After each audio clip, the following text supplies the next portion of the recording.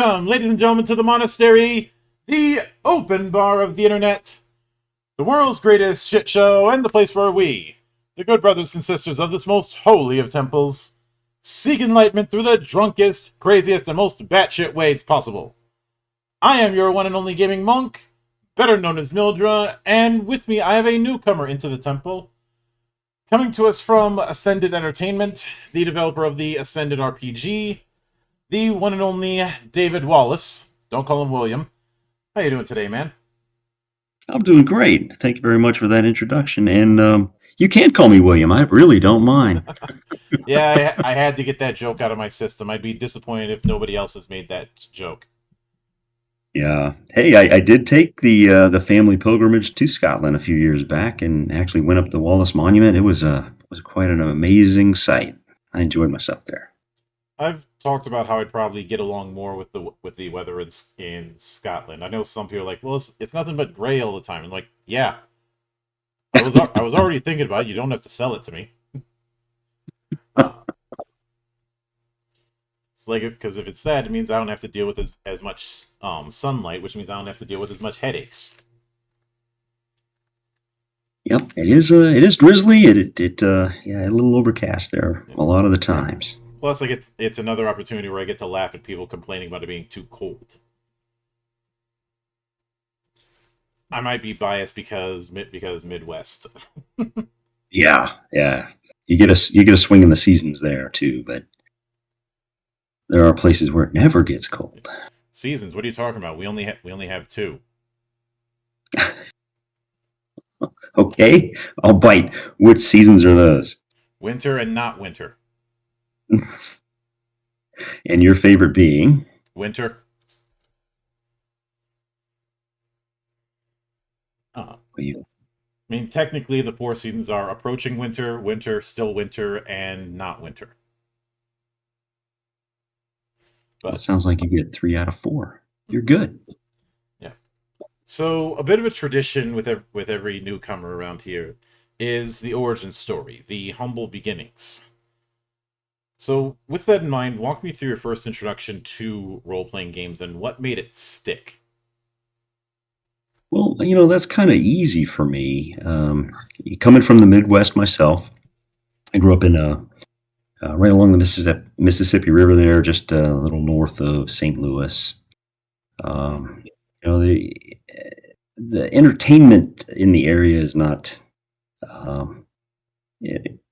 not a huge selection, but I think when I was about 11. There was a game store that opened up in my hometown, and I found it, and in it was this red box of goodness that turned out to be Dungeons and Dragons, of course, and I picked that up, riding around on my bike, and managed to convince a friend of mine to sit down across the table from me with that thing and see what we could, figure out. And it wasn't long before I was running it for all the neighbor kids, and running games for them, and writing my own adventures, and just that really became an escape. It became an identity, and you hear a lot of interviews of folks who credit D&D with having an enormous influence in their life. Some even saying that D&D saved their life. I wouldn't go as far as that, but it certainly became something that really made life fun, and got me into social settings I otherwise wouldn't have been in. I mean, it had a lot of positive impacts on my life. And then from there, of course, D&D is just the tip of the iceberg. So we found things like Top Secret. We found this GURPS thing. We found Melee and Wizard, and it's branched into other board games and RuneQuest, and it's Star Trek. There was a never-ending stream of games that were there. There was a gaming guild we stood up in the town by the time I was in high school. there would be 30 or 40 kids that would show up every weekend at this gaming guild, and we would sit around the room, and just whatever game was the group wanted to play, they would all set up and begin playing. And it just is something that I think is a great pastime, and I thoroughly enjoyed it as a kid for sure. Hmm. Yeah, I can certainly get that, and I know it'd be easy for a lot of people to assume, people, everybody got started with D&D.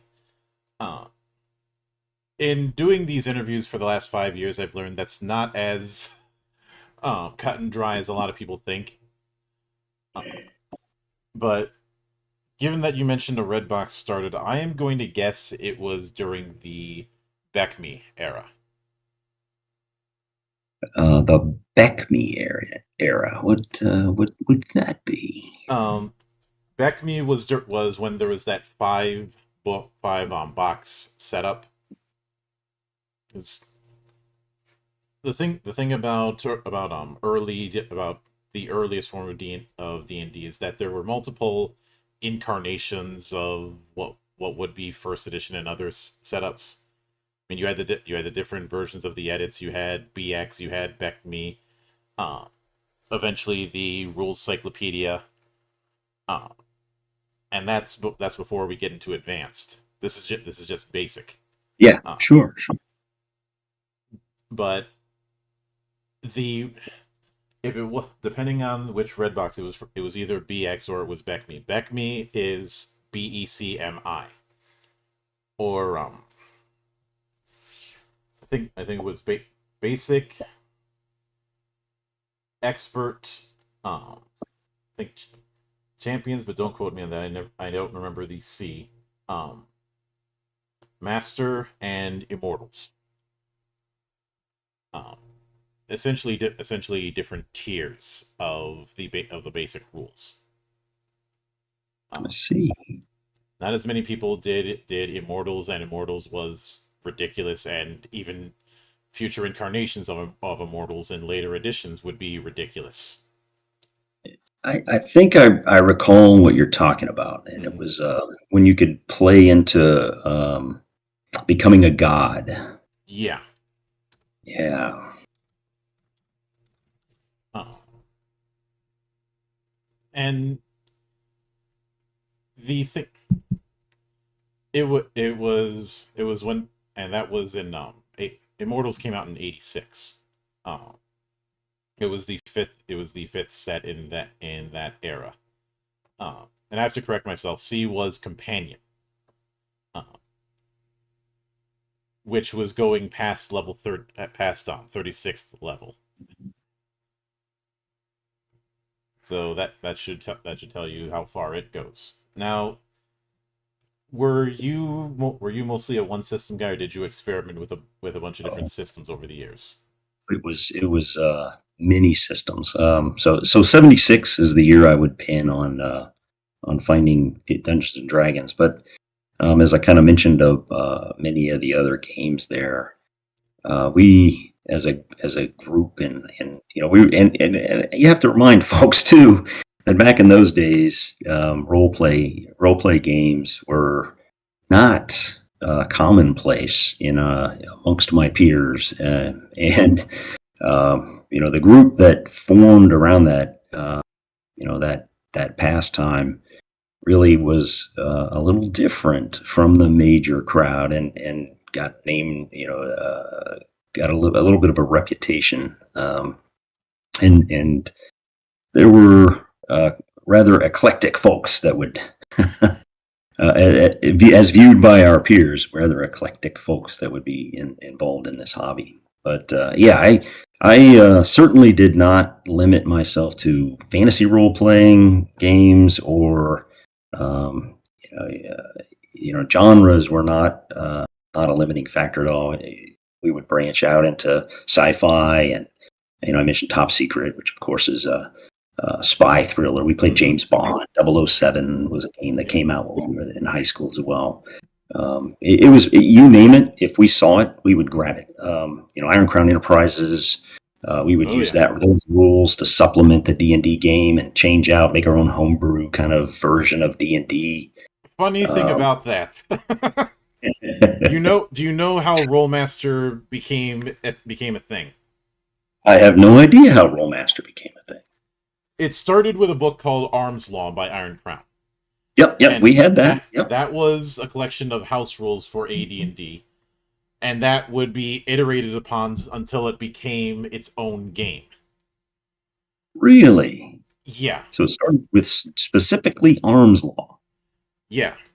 Then there Okay. were different variations on the whole law naming thing, but they basically house ruled their way into making their own game. Um, Middle Earth role playing was one of them that and then the Mid- Middle Earth modules. Yeah. Middle Earth Roleplay used a simplified version of Rollmaster, Yep. though Yep. you can't see it, but I'm doing massive finger quotes about simplified.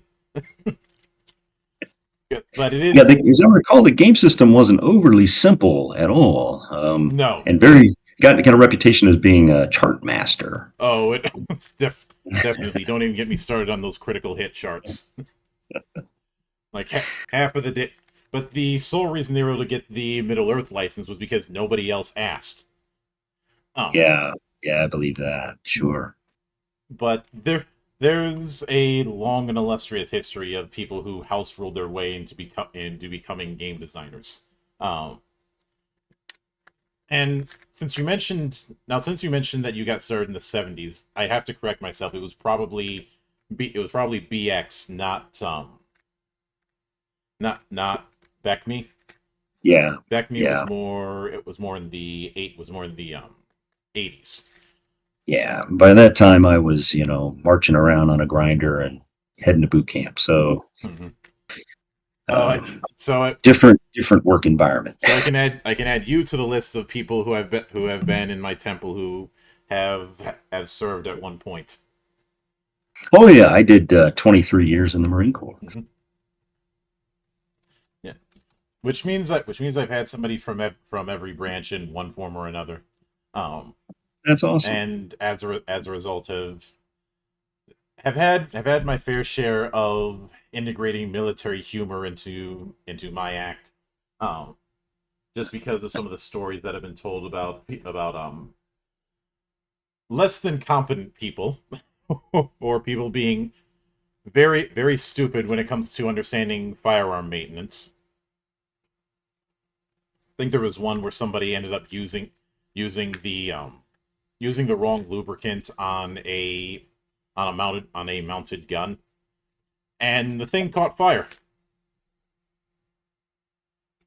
Oh, And that's then they brought horrible. it they brought it to the repairman and like, can you fix this? And like, no, this thing needs to be scrapped because Oh, good whole parts of it were melted. There's yeah, there at that point you're better off just getting a new one. Uh, yeah. I have to say I never saw that happen. So gladly.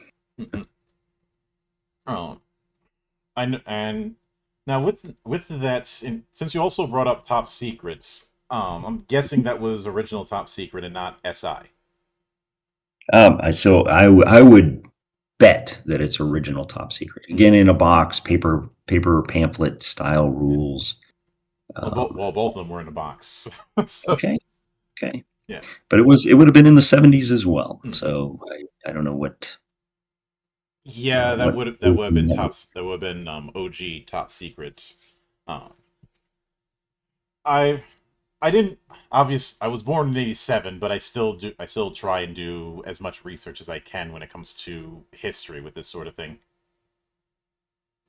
Uh, Now with that in mind, with Ascendant, if you had to point out which games served as a point of inspiration for how Ascendant came to be, which ones would be on that list? Okay, yeah, I can do that. So obviously, game wise, because there's more influences than just games for where I went with that, with Ascended and the world setting that accompanies it. But I would definitely point to Dungeons and Dragons as kind of setting the game style, and then the details. So across all the games I played, there were various things that I liked and didn't like about different systems, and things that I thought were fun. And so I would, I started writing the rules when I was stationed in Okinawa. Actually, putting pen to paper on them. I had been, noodling in my head for years, but that would have been in the early 90s that I would, no, mid 90s when I did that, 96, 97 time frame. But by then I had played, numerous games and formed opinions of things that I liked.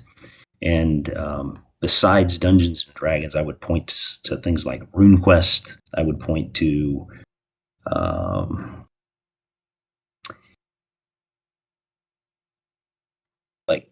Rollmaster. I really liked the stat system for Rollmaster, so I drew heavily, I think, from that. A lot of inspiration from it. And the fact that in Dungeons and Dragons, where you had a set number of spells that you could learn at each level based on your level, and then your intelligence for bonuses, and the fact that stats could make you heavily influence your ability in a magical to use magic. There were things about that I liked and things I didn't. So the idea that you would memorize a spell and have 5 first level spells that you would have memorized at one time, I never I thought that limited magic, and kind of magic could be better. And so in Ascended, I went more down the path of groups of spells that were of similar origin, similarly invoked, would be kind of learned together. And then as you, from the Rollmaster setting of having a pool of power available to you as a spellcaster, you would then be able to pick and choose from what you knew to fit a situation. And I thought that made magic much more, had much more utility, much more variation, made it more fun. And Spelllaw tried to do this. I think it just didn't. When we supplanted the rules in Dungeons and Dragons with Spelllaw when I was a kid, I think we realized that the variation in spells wasn't the same, and the effects of spells weren't the same. So that system didn't totally do it for me, but it had a similar vent, right, where you had a list, a spell list, and you could pick depending on what you wanted to do from lists that you knew. It seemed like the lists were too linear, too isolating in types of magic to me, and so what I've tried to do is expand on that idea as well. And then for combat, there are systems where in Dungeons and Dragons, of course, the combat, how it's executed, and the results of actions in combat is rather abstracted. A single die roll determines whether you hit or miss, but based on armor class and ability, and all these things that factor into the one roll. When I played RuneQuest, I rather enjoyed the idea that when you hit somebody, they had the ability to avoid being hit, and if that didn't work and they got hit, you could hit a location. Well, and then they didn't have to. If you hit somebody with a sword, and you hit them when they were unarmored, the sword in the abstracted systems does the same damage, right? It's all abstracted. But in RuneQuest, it was an armor rating associated with a location, and I really liked that. So I drew a little on that as well. So I would credit RuneQuest with having an influence as well. Yeah. And then I like the idea of multiple um, call them fantastical powers like magic, psionics, deities, and holy magics, and then beings that had their own magical abilities. I like all of that in a game system, and I don't want to conflate them. So in Ascended, I built rules around each and every one of those pillars that operate differently one from the next. And then another thing that I kind of drew from with game systems that don't have classes. I think I found it to be more entertaining if I had complete flexibility with a character to go down paths that suited the adventure, that suited the interests of the character, suited the environment and what was available to them, rather than uh, saying, well, he's a thief, so he won't wear armor, and he will sneak, and he will backstab, and I anybody can do any of those things, and this is something that I kind of drew from real life as well. You see folks in the military labeled with an occupation, right? So it doesn't mean that a person, because they do a thing for a living, isn't capable of doing anything. Anybody can do anything. Yeah. And so I tried to put that into the game system as well. Me personally, instead of classes, I prefer archetypes, since and this is probably something you ended up having to tackle. As liberating as the freeform approach can be, there is a price, and that is that it can lead to analysis paralysis if not tackled properly. Because of the fact that you've got so many choices, there's the question of, am I going to pick something that's going to screw me over down the road because I didn't allocate properly, or something like that.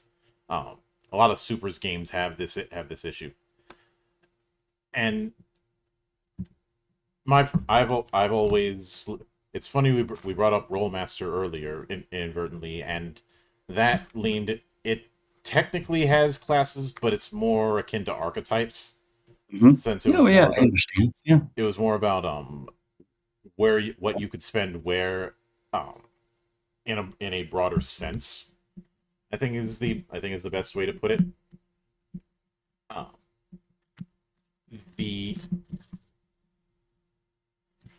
with the approach that I saw with your setup, it really doubles down on the characteristics. If I had to make a parallel, and maybe this is by accident, maybe this is intentional, I ended up being reminded of some of the earlier pre-Skyrim Elder Scrolls games. I've never played them. Yes, especially stuff like Morrowind, Oblivion, basically everything before Skyrim came along.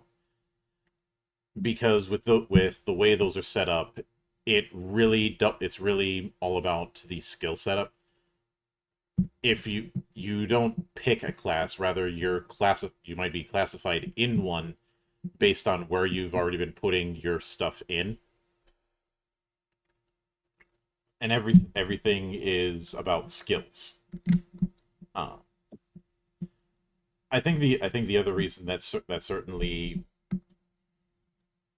added to that is you doing 2d10 as the primary resolution mechanic, as far as dice goes, instead of a d20.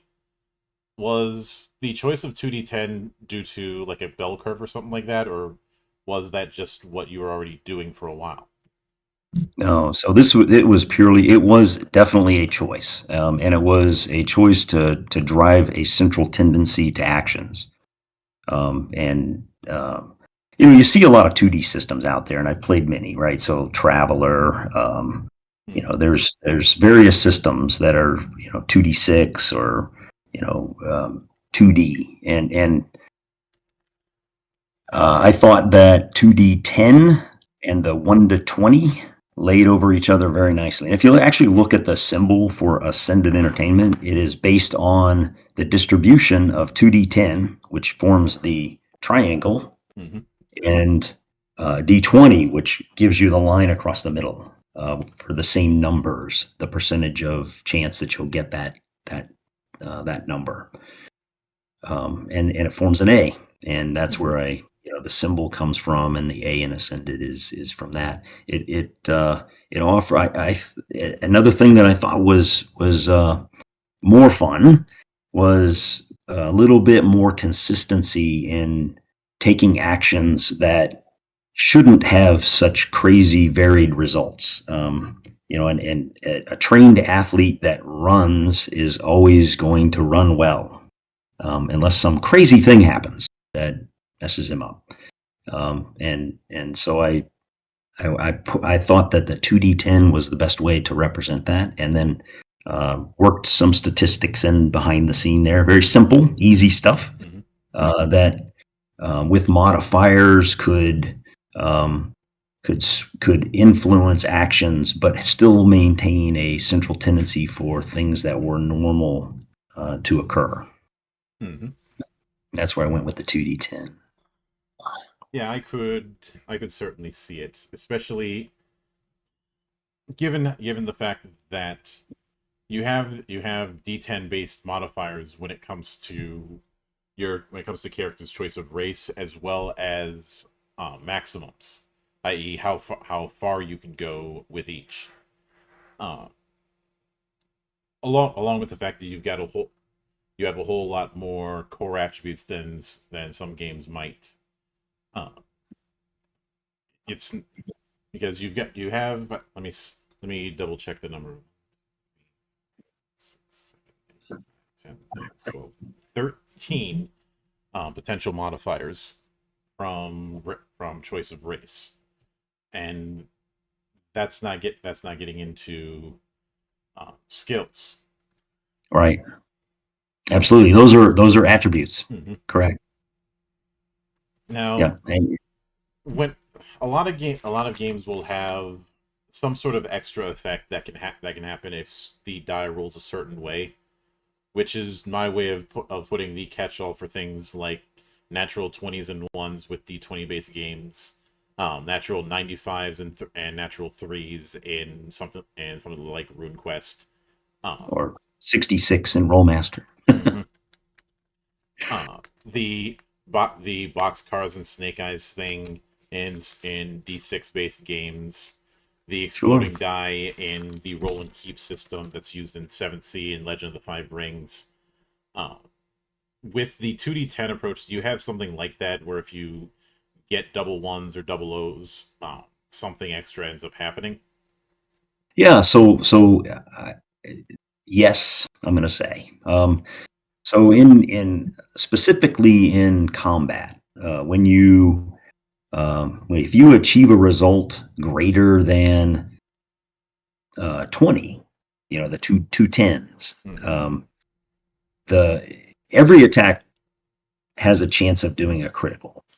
But if you get a greater than 20 result, you get to modify your chance to gain a critical. And again, the critical the higher the critical result, the more effect it has as well. So gaining that bonus makes a very big difference on the severity of the critical and the chance to get a critical. So what would trigger a critical? Like getting double tens, or just getting doubles? What would trigger it? No. Every attack has a chance for a critical, and if you roll your 2d10 and you get the critical charts, you can see them. I think I provided those to you as well. They're by attack type. I think heavily influenced by games that have like slashing, blunt, piercing. Yeah, I can see the Rollmaster DNA in that. Yep. And D&D now does that as well. They with a little bit, and Pathfinder a little bit. They at least label it. It doesn't do as much as what it does in Rollmaster, with different types of armor that it influences, or its effects on different types of armor. But adding even 1 or 2 to a chance to a critical moves that distribution. The probability of you getting a result of a critical, which is a higher 17, 18, 19, 20 result Mhm. on your check. Um, your chances of getting those numbers go up significantly with each modifier you add to it. Mhm. Now, one of the other things I found kind of interesting that you leaned into is the fact that you have magic, you have the more divine effects, both of them being separate affairs, which admittedly I like. Um, but you also have psychic effects, and that is one of those psychic effects, and psionics has been one of those things that a lot of people during the TSR years tried to do with Yes. very, very questionable results. Not from a Yeah, lack of trying, it just didn't work. it never seemed to work with the game system. It wasn't. It was like, it wasn't magic, Mhm. so magic couldn't affect it. Yeah, I understand exactly what you're talking about. It would you can think of it as two pendulums. You'd either have it barely having much impact and just being spellcasting in a different coat of paint, or you'd have the ridiculous stuff where there's a separate combat system for psychics that was completely and totally busted. Right. It happened in an accelerated pace. Like you could within one round completely destroy an opponent or die. Mhm. Yeah, I remember that too. Or getting disintegrate ridiculously early, and yeah, it drains most of your pool using it. Counterpoint, it's disintegrate. Uh, but with the but what approach did you plan on doing when it comes to psionics? I know it's based on the psyche attribute. That's correct. So each of the so magic is based on the mana attribute. Deific, religious, holy kind of powers are based on your aspect, which is another attribute. These are attributes. The last three in the list that you probably counted, Hmm. and psyche being the one for psionics. Now, the mechanic for psionics, they all operate differently in combat, Hmm. a little bit, but they're fully integrated in the action scene mechanic of the game. Psionics, um, being your mind and a power that comes from the character rather than brought in from external forces or granted by a deity. Um, it it has, based on your psyche attribute, it has uh, varying degrees of power. So the higher your psyche, the higher, um, the greater result you can achieve with a psionic power. But you're not limited to only doing powerful things. If you achieve a powerful result, you can choose to take a lesser powerful result as well. But Hmm. within the combat mechanism, within the action scene, um, when you use psionics, it's limited in how you can or how often you can do it based on the psionic power, and it also distracts you from using weapons and casting spells.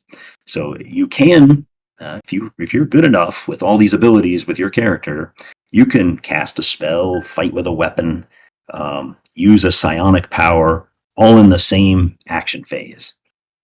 But doing so would significantly reduce how well you would do any one of those.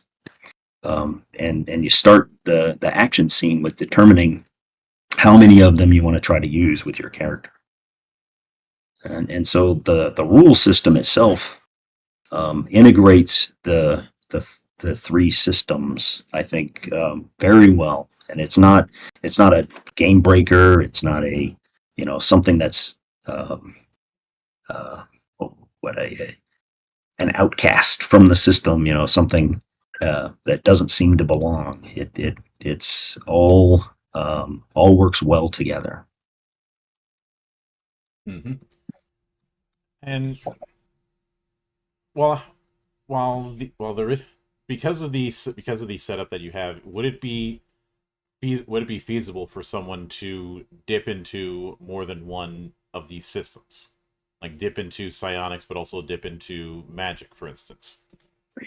Yeah, so you certainly could, but you'll notice that when you create your character, there are special characteristics. Hmm. So while you are capable of learning anything, um, there are things you're more interested in. And with the things you're more interested in, you tend to be better at. And that's just another, kind of looking at real life, how people tend to be.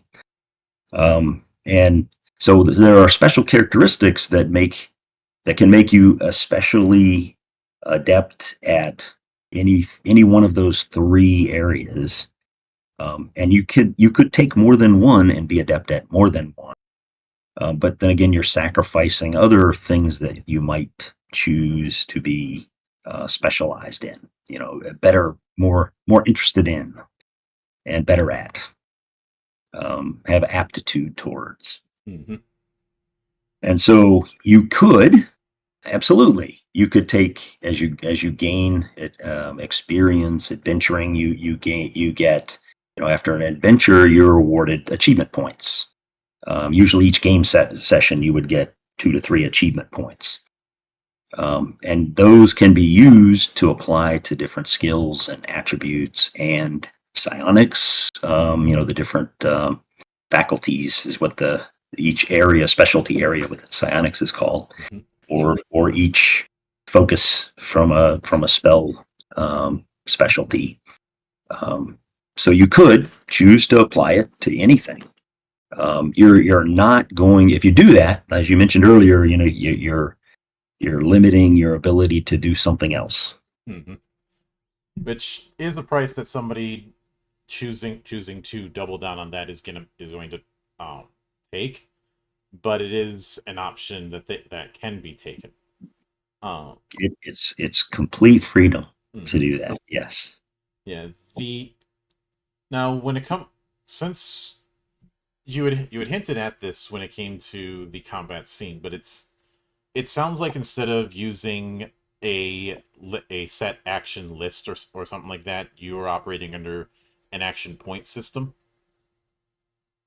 So it's not really an action point system so much as um, a point total that is your aptitude with that action. So, Hmm. for instance, if you decide that you're going to wield a longsword and you're going to cast from an arcane list, you're going to use arcane powers in the Hmm. same round or the same action phase. You would declare that at the beginning of the action phase. I want the ability to use these two types of um, um, attacks or actions, and based on that you would get a penalty to the total ability with each of those. Hmm. And then as the action scene begins, you would determine where in that action scene you start, and then from then on you can do, as the action scene counts down, you could take an action if you have points left in either of those abilities at any point you wish to act. Hmm. And then uh, So the limiting factor then is your total point pool.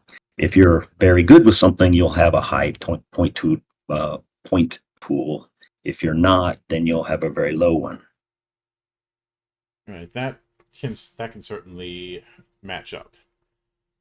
Now, with that in mind, there is one fairly popular archetype I've seen throughout fiction that I'd be curious how one would translate it into Ascendant's sandbox, and that is the Gish, the the character who is mixes is someone who mixes both swordplay and casting. For instance, it doesn't have to be sword, but just mixes the martial with the magical, Mhm. essentially.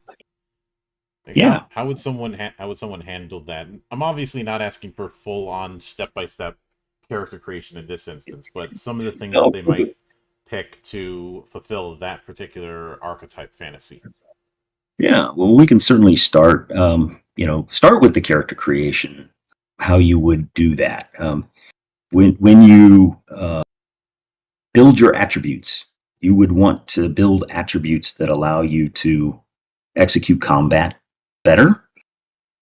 You would want to build attributes that allow you to do spells better.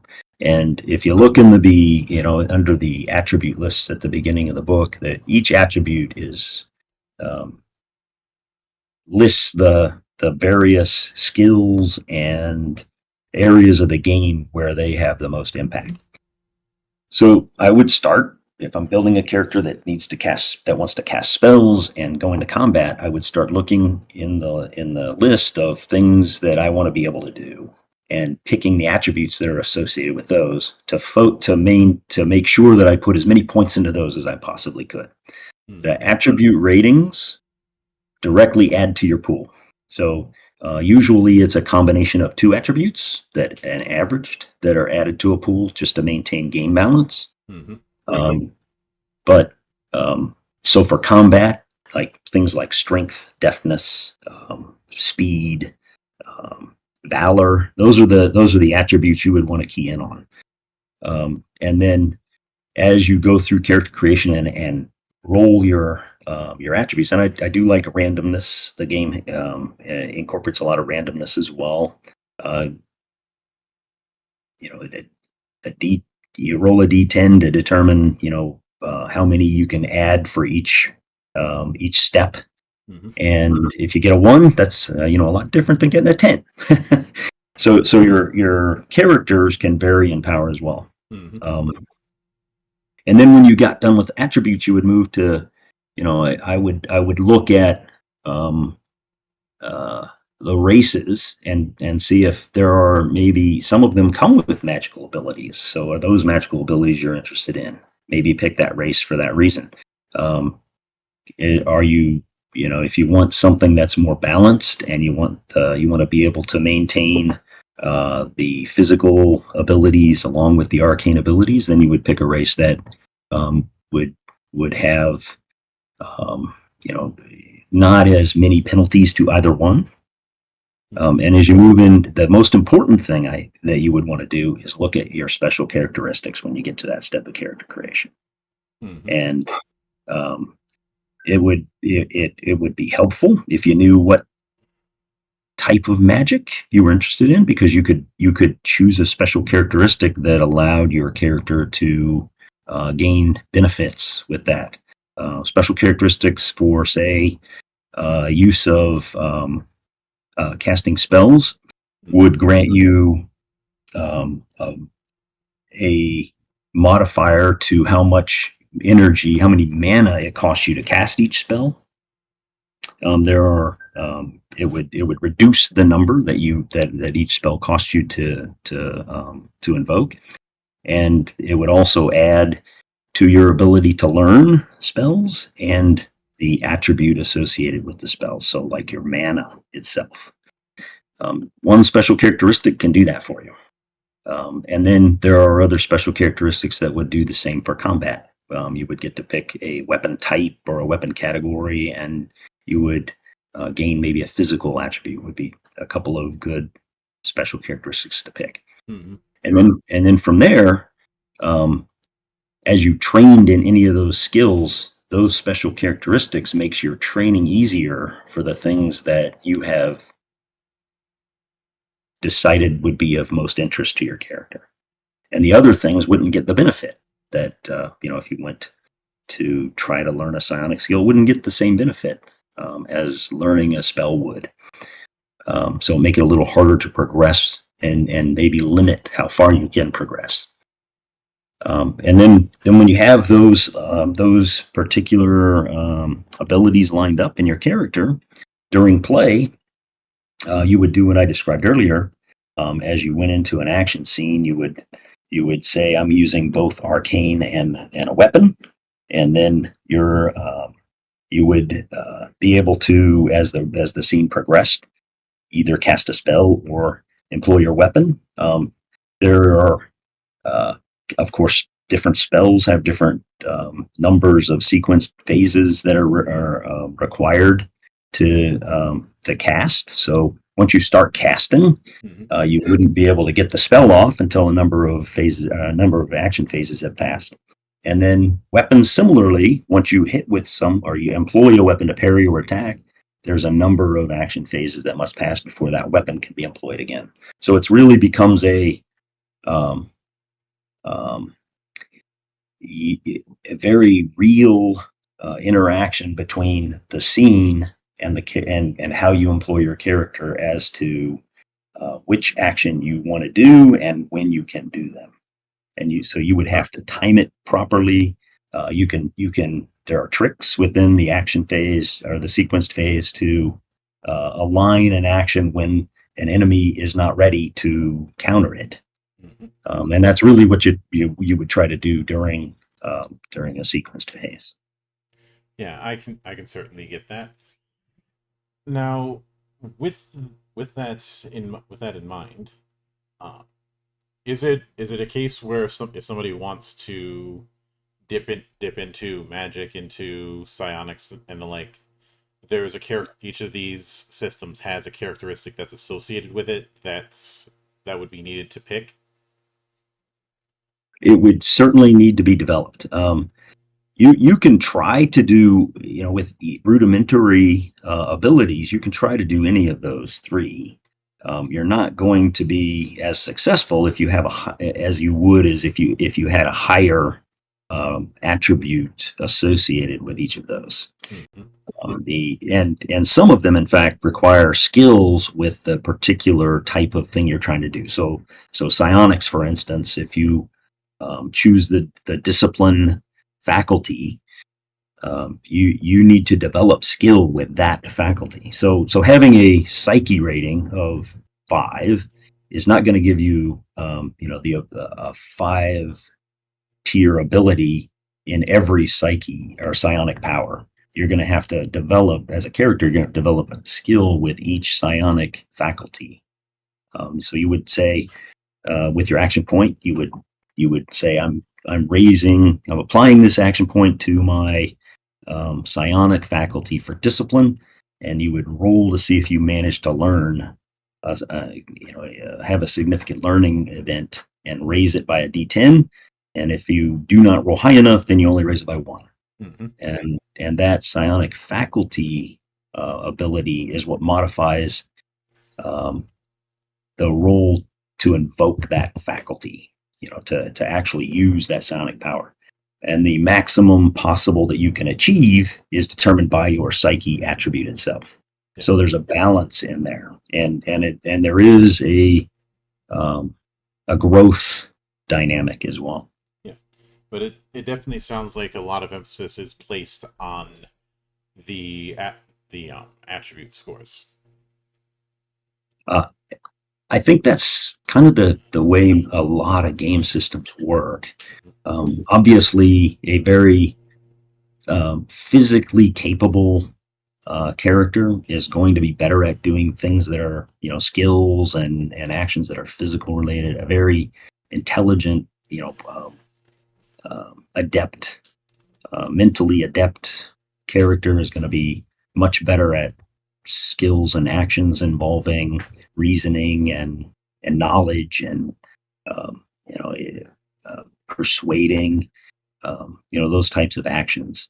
And similarly, the three attributes, the mana and the aspect and the psyche, determine your aptitude towards those three disciplines. Mm-hmm. Now, one of the things that was highlighted on the Kickstarter and on some of the other assets you had sent is the director board. What exactly does that entail, and how is it used? So that the director board is the I think it's somewhat unique in Ascended. It is what manages a sequenced phase. and all action occurs in series of sequenced phases, one sequenced phase at a time. A sequenced phase has 20 action phases within it, and depending on when your character begins action, based on his deftness and speed abilities, he will start at one in a role. He will start in one of those. He become eligible to act during a sequence phase in one of those 20 action phases. Mm-hmm. When you start an action scene, every character, every monster, every NPC, anybody who's going to be involved in that action scene gets a token that they place representing their ability to act on that director board. And as the game master then slowly, just incrementally reduces the current action phase, if a token is reached as that action phase count is reduced on the director board, then they know that they are eligible to start using their pools of abilities to act. Mm-hmm.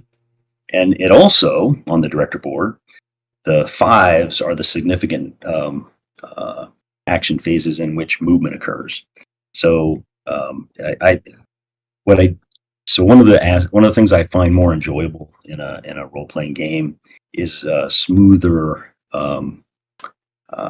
resolution of the events that are happening. So what I see a lot of is one character goes, it's you can go, and they'll say, well, I'm going to go to here on the board, and I'm going to do this thing, and everybody else is just watching. So what Ascended does with the director board is it allows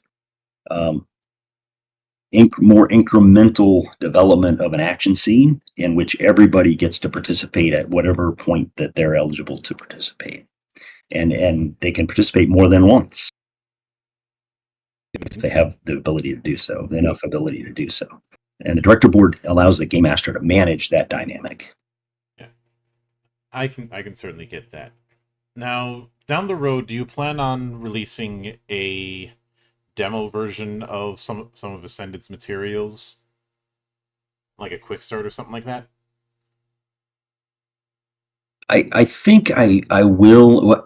So we talked a little earlier about going to conventions like Gen Con in Indiana, and uh, yeah, I have gone to Gen Con for 15 years with um, the sole purpose of my going being to play games. So I think what I'm going to do in future, I'm gonna pick conventions near me and Gen Con, and I'm going to go there with and open the game up. I'm going to have I'm going to guide a character creation um, opening for the game. Maybe take half an hour, and players that show up can develop characters, guide them through that process, and I'll have a stripped down kind of focused version of the rules that can be used for that purpose, Mm-hmm. and then run them through a couple hour adventure where they get to exercise the rules and have some fun with that character. And I think to in order for that to happen, I'm going to need to develop a more limited version of the rules. A quick start that would allow the players to have at their disposal any references they need to participate. Mm-hmm. And now when I make that available is what's I haven't really determined yet. Yeah, I can certainly get that. And it's obviously that's going to be a tricky thing to do, because you have to figure out what to keep and what not to keep Yeah. for a lighter version. That's why a lot of quick starts will usually be pre-gens and then a short adventure, just because that's a easy way to do these kind of demonstrations, especially around free RPG day. Uh, but I will certainly be keeping an eye out for that. And with that in mind, I do want to sincerely thank you for taking the time out of your schedule to come all the way to my temple and enjoy the madness that happens around here. And Well, hey, Mildred, it's been great. I really appreciate the opportunity. yep, and anytime you see fit to return, the door is always open. As I often say around here, drinking is not mandatory, but it is encouraged. And, of course, a sincere thanks goes out to everyone who took the time out of their schedule to come onto the show and enjoy the madness. And there'll be plenty more where that came from, as there always is here, on the open bar of the internet. But until then, on behalf of the good brothers present and not present, my name is Mildra. I am your gaming monk. Stay fucking frosty, everybody.